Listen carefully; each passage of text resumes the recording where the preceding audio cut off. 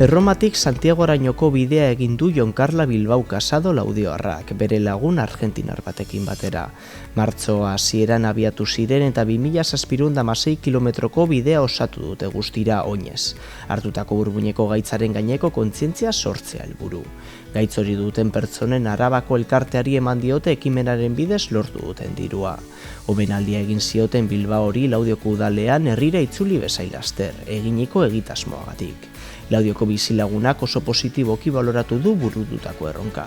Bueno, pues el homenaje, muchísima ilusión, la verdad que sí, porque al final es mi pueblo, he nacido aquí, toda la familia aquí, amigos, y qué más se puede pedir, ¿no? Que te hagan un homenaje en el ayuntamiento de tu pueblo con tu gente, ¿no?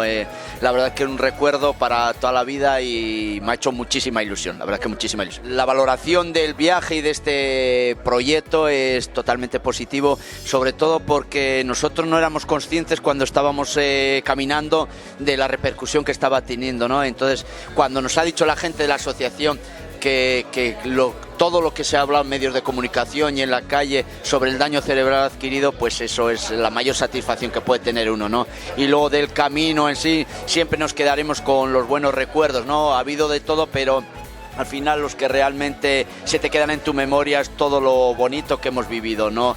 Que eso siempre quedará en nuestra memoria y ha sido una aventura que de verdad ha merecido realmente la pena.